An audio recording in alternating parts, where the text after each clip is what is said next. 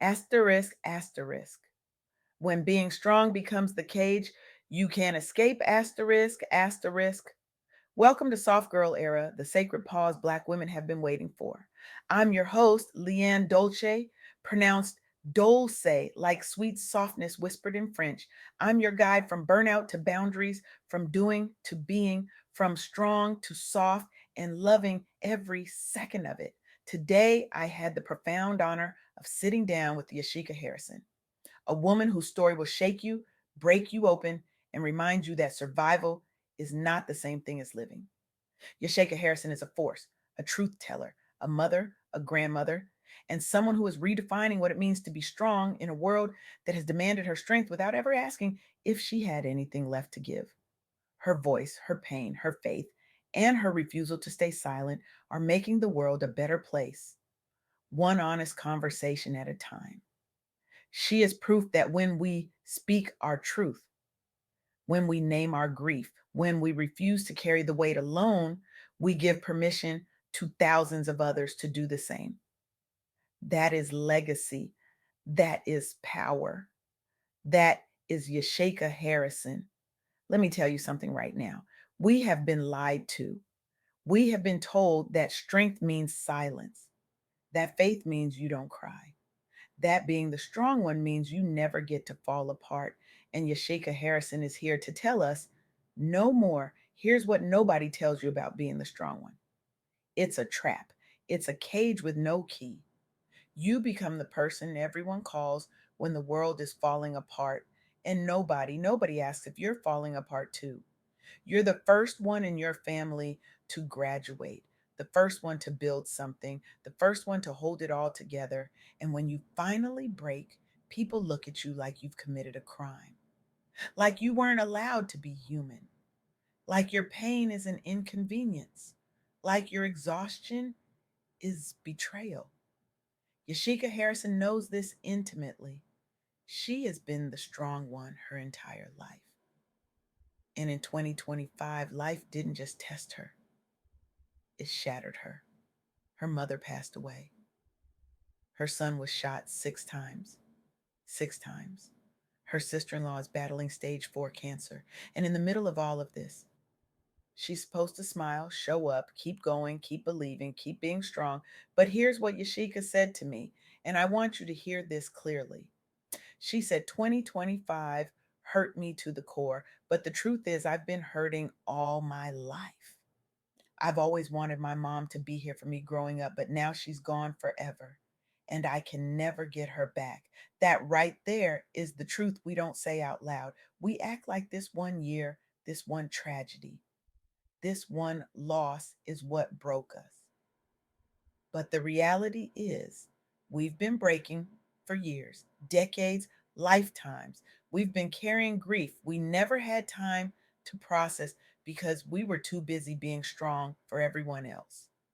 We've been swallowing our pain because there was no space, no permission, no room for us to fall apart. Let me share something with you that researchers at the National Institute of Mental Health have been studying for years.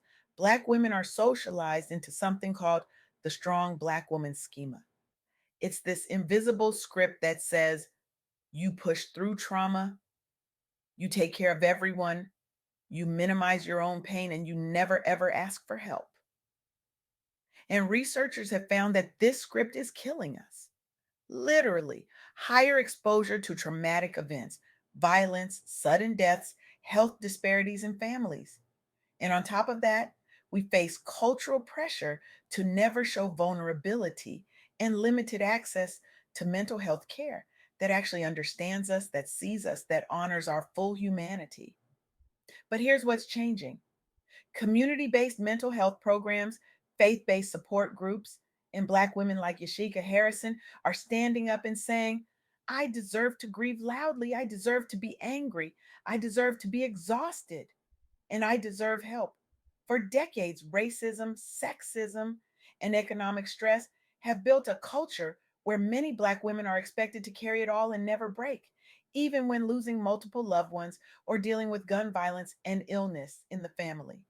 Researchers noted that this leads to suppressed emotions and worsening mental and physical health. But national campaigns and grassroots organizations are now explicitly naming Black grief and advocating for rest, therapy, and vulnerability as acts of resistance and self preservation. More Black women are publicly sharing their mental health journeys, shifting the narrative from I can bear anything alone to I deserve support and healing. Because here's the first lesson Yasheika taught me: you can be the strong one and still be shattered, exhausted, and in need of help. Being the first everything for your family, being the go to person in every crisis, does not mean you don't get to fall apart. Strength is not silent suffering. Strength is telling the truth about how much it hurts and still choosing to keep going. Strength is saying, I'm not okay and I need you, and meaning it. And let's talk about what happens when life doesn't just hit you once, when it keeps hitting, when it's not just one loss, it's multiple losses, back to back, with no time to breathe, no time to heal, no time to even understand what just happened before the next wave crashes over you. The Centers for Disease Control and Prevention has documented how gun violence disproportionately affects Black communities, especially Black men and boys. And when that violence happens, it doesn't just affect the person who was shot, it shatters entire families: mothers, siblings, grandparents, caregivers. They face ongoing fear, anxiety, PTSD, complicated grief, and financial strain. For many Black families, a phone call saying your child has been shot is not an abstract statistic. It's a shattering moment that changes everything. Public health researchers began to treat gun violence not just as a crime issue, but as a public health and trauma crisis, centering the stories of mothers and families left to pick up the pieces. There's been increased recognition of secondary victims of gun violence: mothers, siblings, grandparents, and caregivers. New funding for trauma recovery centers and community based healing initiatives in heavily impacted neighborhoods.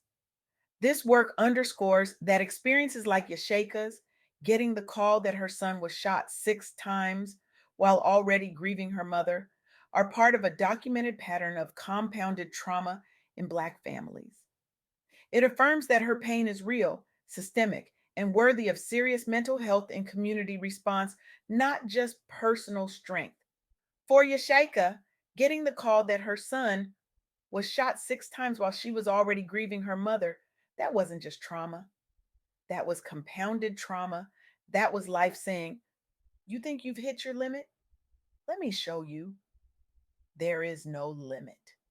And the CDC has found that surviving family members often carry guilt, hypervigilance, and this crushing pressure to protect their children in an environment that feels completely unsafe.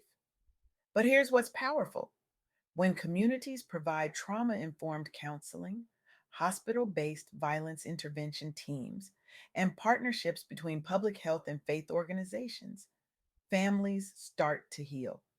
They show reduced PTSD, lower depression symptoms, and stronger connections to support.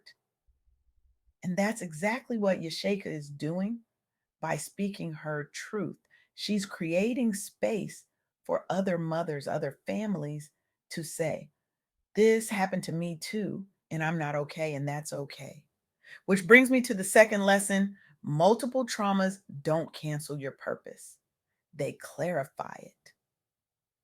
Yasheika's losses in 2025 didn't just break her, they are reshaping her. When life keeps hitting, when it's death, violence, illness, all at once, your calling can actually become clearer. Your purpose shifts, it expands. It becomes about using your voice as a vehicle for healing and testimony so others don't feel alone, so others know they can survive this too. The American Psychiatric Association has been studying this for years. They call it cumulative grief. African Americans experience higher rates of stress, trauma, and loss, often in a short time frame, and we face barriers to mental health care on top of it. Historical mistrust of the medical system, underdiagnosis, undertreatment of depression and trauma. Mental health professionals started noticing that many Black clients came in after a breaking point, after that 1 year when everything collapsed. Deaths, hospitalizations, financial strain, family crises, all at once. Research framed this as cumulative or complicated grief, often layered on top of a lifetime of earlier hurt. But here's what the research shows: when care is culturally responsive, when it honors spirituality, when it integrates faith leaders and family networks and clinicians, Black adults don't just survive, they transform. They engage in therapy, they develop better coping skills, and they emerge as powerful storytellers, leaders, and healers for their communities. When Black people are given space to process cumulative grief, with both faith and therapy honored, they not only survive but often emerge as powerful storytellers, leaders, and healers for their communities. That's Yasheika Harrison. That's her story. And that's why her voice matters so much right now. She is living proof that your breaking point can become your breakthrough, that your pain can become your platform, that your testimony can become someone else's survival guide.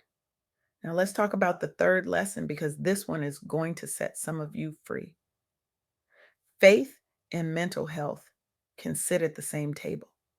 You can believe God won't put more on you than you can bear, and also admit, I am angry, I am depressed, I am exhausted. Both of those things can be true at the same time. Seeking therapy, rest, community, and emotional support is not a lack of faith. It's how you honor the life and family you still have. Yasheika has kids, she has a grandson, she has another grandbaby on the way, and she is choosing to get help, to speak her truth, to rest, not because her faith is weak, but because her faith is strong enough to hold her pain and her hope at the same time. Her faith is big enough to say, God, I trust you, and I'm also falling apart. And both of those prayers are holy. We have got to stop acting like faith means you don't cry, like faith means you don't need therapy, like faith means you suffer in silence and call it worship. That is not faith. That is trauma dressed up as theology. And it's time we called it what it is. It's time we said out loud that you can pray and still need a therapist. You can believe in miracles and still take medication. You can trust God's plan and still ask for help carrying the weight. So here's what I want you to imagine. What would happen if more people adopted Yasheika Harrison's perspective?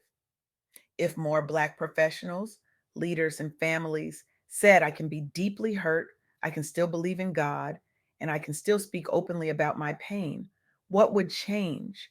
We would see less silent suffering and more honest conversations about grief, depression, and exhaustion in our communities and workplaces. Therapy, support groups, and rest would be seen as strength, not weakness, especially for Black women who are always the strong one. Organizations and leaders would build trauma informed cultures, recognizing that team members are carrying real losses and need flexibility, compassion, and mental health resources. And our stories of survival would be centered as power, not pathology, inspiring others to hold on when they feel like the world is caving in. That's the world Yasheika Harrison is building. That's the world we're building together. A world where you don't have to choose between being strong and being soft. A world where you can release the cape, redefine strength, embrace softness, heal in real time, protect your peace as a practice, and turn your pain into purpose. So here's what I need you to do right now. Not tomorrow, not next week, right now. If you have been the strong one your whole life, if you have carried everyone and everything, if you are exhausted, angry, depressed, and still showing up, I need you to do one thing today. Tell the full truth to at least one safe person: a therapist, a friend, a pastor, a support group. Tell them how much you're really hurting. Say it out loud. Let the words leave your body. And if you need it, Take one small step toward professional help. Look up a Black therapist, find a grief group, research a mental health resource in your area. Write it down, make the call, send the email. You are not weak for needing help. You are human and you are worth saving. You are worth the investment. You are worth the time, the money, the energy it takes to heal. Your life matters, your peace matters, your joy matters, and the people who love you need you whole, not just functional. Yasheika Harrison is proof of that. She's still here, she's still speaking, she's still believing, and she's giving us all permission to do the same. She's showing us that you can be broken and still be powerful. You can be grieving and still be growing. You can be hurting and still be healing. This is not just her story. This is our story. This is the story of every Black woman who has ever been told to be strong when what she really needed was to be held. This is the story of every mother who got that phone call, every daughter who lost her mother too soon, every professional who smiled through the meeting while her world was falling apart, every believer who questioned God and still showed up to church, every woman who has ever wondered, when is it my turn to fall apart? When do I get to be weak? When do I get to be soft? The answer is now, right now, today, this moment. You don't have to wait for permission. You don't have to earn the right to rest. You don't have to prove you're strong enough before you're allowed to be vulnerable. You are allowed, you are worthy, you are enough. So I'm asking you, what cage are you ready to escape? What role are you ready to release? What truth are you finally ready to tell? Because the world needs your honesty more than it needs your strength. The world needs your story more than it needs your silence. And the people you love need you alive, whole, and free, not just surviving, but thriving. Do not carry your grief alone. Do not suffer in silence. Do not wait until you break completely before you ask for help. Reach out today, speak up today, choose yourself today. Because you are not just strong, you are human, you are sacred, and you are worth saving.